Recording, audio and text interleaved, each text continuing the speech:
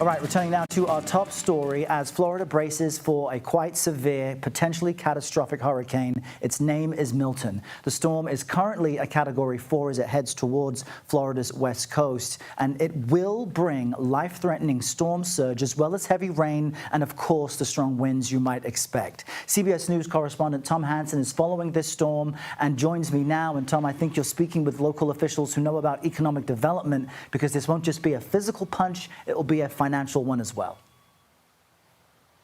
Oh, that's absolutely right, Errol. And here, one of the primary concerns in Arcadia, Florida, which is a little bit more inland than on the coast, is going to be flooding. This is an area that has seen storm after storm, so much rain. The ground is saturated here, and there is a major river that runs near this community, and there are huge concerns that that could flood. Now, right where I'm standing, this is DeSoto Middle School, and you can see that preparations are starting to begin. It's a little quiet right now, but the American Red Cross is here. That's because this is going to turn from a middle school into a shelter for hundreds of people who are expected to come here because they have nowhere else to go because of the anticipated flooding. I actually want to bring in Sondra Guffey. Sondra is with DeSoto County. She is the one who's overseeing this facility. So, Sondra, talk to me more about the preparation here, because I don't think a lot of people necessarily think of inland impacts of a coastal storm. Absolutely. Well, you already mentioned it. Flooding is going to be a big concern.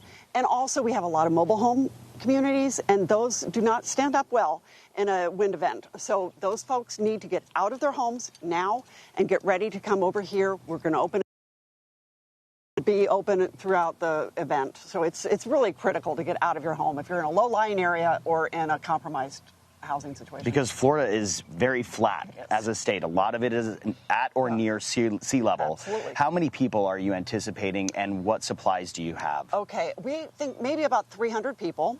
That's what we've seen historically. Supplies are very limited. So I always tell people, bring everything that you need to live for a couple of days. I mean, you could say they're bringing in snacks. Well, that's nice if you like cornflakes and Fruit Loops, but not good enough to sustain most people. So bring some of your supplies, bring your medicine if you need that. You can also bring your pet, and that's very important. Bring their food as well. The most important thing, Tom, bring your patience. Bring your patience, yes. And a sense of humor helps a little bit, too. Everyone is going through the same storm. That is the concern here. Absolutely. Now, talk to me about the community as a whole, because you mentioned that this storm is eerily reminiscent of a previous storm, Hurricane Ian, which you guys saw impacts from as well.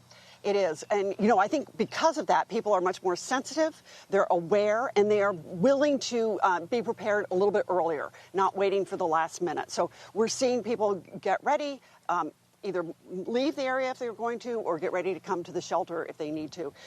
Yes, very similar to Ian, but we are a very resilient bunch of people. We work hard, we stick together. Now, I want to talk to you a little bit about what I saw while driving in here. We're about an hour from where I was this morning, Sarasota on the coast.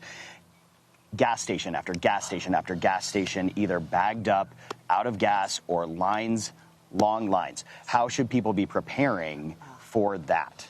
There's not a whole lot you can do other than, be patient again, or go farther inland to find the gas stations. But we're about out of gas here, too. Yeah. And if you can find it, you definitely should. That's one of the main things. Sondra, we are thinking about you and your community. We'll be covering this throughout the day. So, Errol, as you heard, there is serious concern here, but this community is preparing. You know, Florida is, in certain instances, a well-oiled machine. And forgive me, we have a car alarm going off.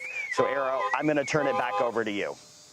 All right, Tom Hansen, I like what Sandra said about also bring your sense of humor. Look, you can't sustain yourself off of cornflakes and Fruit Loops, I think she said. Tell that to me in college, but a very good point to bring not just stuff that you're comfortable with, but stuff that's healthy. Tom Hansen, we'll check back in with you in the days ahead. Please stay safe.